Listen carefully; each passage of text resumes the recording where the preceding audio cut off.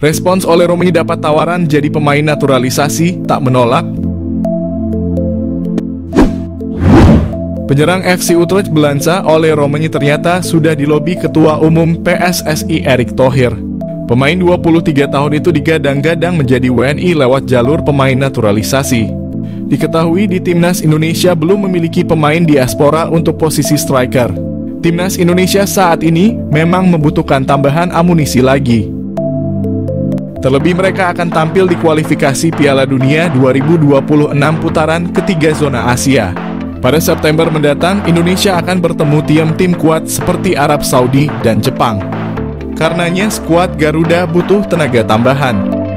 Salah satu pemain yang digadang-gadang adalah Ole Romagnoli. Namun rupanya masih panggang jauh dari api.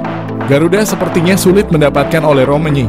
Ia memilih tidak mengikuti jejak pemain naturalisasi lainnya. Ole mengaku sudah dihubungi Ketua Umum PSSI Erick Thohir. Saat dihubungi dan berkomunikasi, dirinya didampingi agen. Ole tidak secara tegas menolak tawaran. Namun menurutnya saat ini bukan waktu yang tepat. Peluang striker tangguh kecil gabung Timnas Indonesia, Ketua PSSI Erick Thohir cari opsi lain. Ketua PSSI Erick Thohir dan Shin Tae-yong terus berupaya merekrut pemain grade A dari Eropa. Erick Thohir mengatakan tidak mudah merekrut pemain grade A, terutama pemain grade A posisi striker.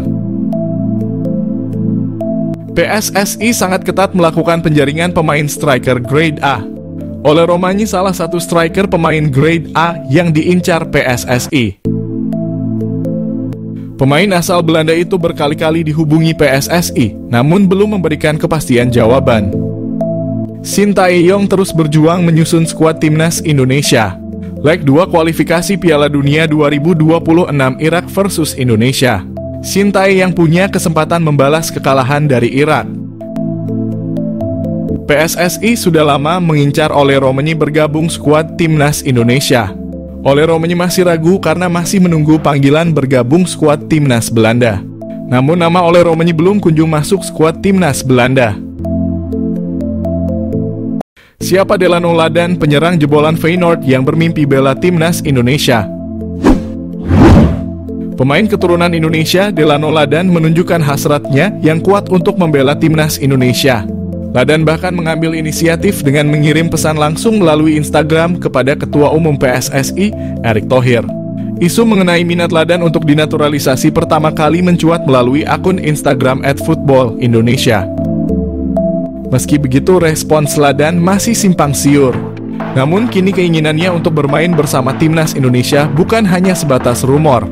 Pemain berusia 22 tahun ini telah menyatakan minatnya untuk dinaturalisasi yang dia sampaikan melalui pesan langsung kepada Erick Thohir. Ladan bahkan meminta Erick agar segera merespons pesan tersebut. Ladan memiliki akar kebangsaan Indonesia melalui keturunan dari kakeknya. Dia merupakan produk akademi klub elit Belanda, Feyenoord Rotterdam, dan telah bermain untuk beberapa klub lain di Belanda sebelum bergabung dengan TOP Os di Liga 2 Belanda. Meskipun bermain untuk klub yang berada di peringkat bawah klasemen, pemain yang berposisi sebagai penyerang itu telah mencetak 1 gol dalam 9 penampilannya bersama TOP Os. Selain berkompetisi secara teratur di level klub, Ladan juga memiliki pengalaman membela Timnas Belanda dalam kelompok umur. Pemain berusia 23 tahun itu tercatat memulai karier sepak bolanya di Akademi Feyenoord pada 2006 hingga 2011 lalu. Ia menyeberang ke sejumlah tim seperti HA Glandia dan terakhir ADO Den Haag. Karier profesionalnya pun dimulai di ADO Den Haag, namun ia hanya 4 kali bermain di tim tersebut tanpa catatan gol. Ladan lantas dipinjamkan ke TOP Os lalu diangkut secara gratis oleh SC Cambuur. Di sana pemain kelahiran 9 Februari 2000 itu sempat mengemas 4 gol dan 2 assist dari 26 penampilan. Sayangnya Ladan dilepas setelah kontraknya berakhir. Ia kembali ke Feyenoord dan memperkuat tim U21 hingga direkrut lagi oleh TOP Os kali ini secara permanen. Pernah tolak naturalisasi Timnas Indonesia, pemain Belanda ini resmi gabung Madura United. Masih ingat dengan Jordi Weerman? Dia adalah pemain keturunan yang sempat menolak Timnas Indonesia. Jordi sempat didekati oleh PSSI atas rekomendasi pelatih timnas Indonesia, Shin Tae-yong, untuk menjalani proses naturalisasi guna membela timnas Indonesia.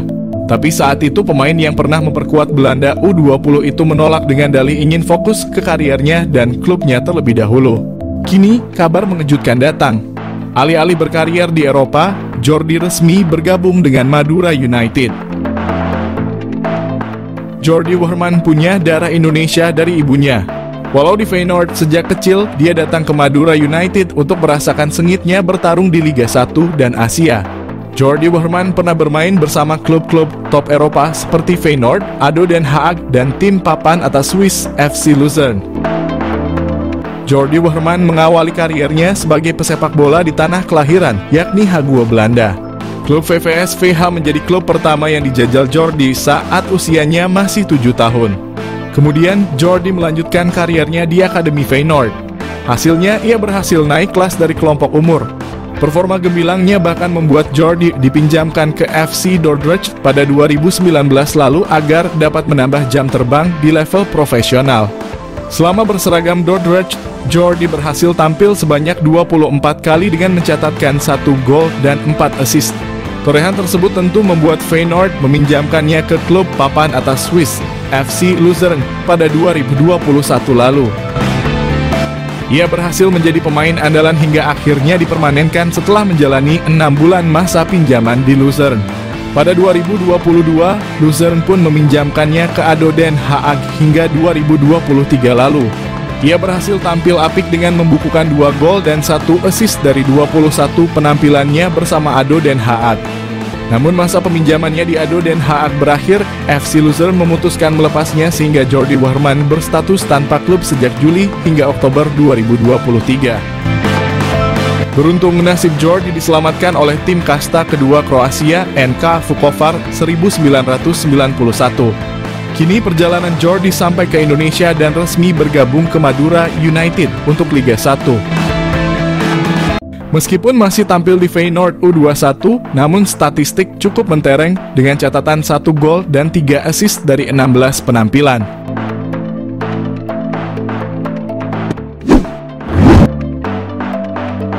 Bahkan selama membela Feyenoord mulai dari level U18 sampai U21, Delano van der Heijden telah mengoleksi 23 gol dan 18 assist dari 59 pertandingan.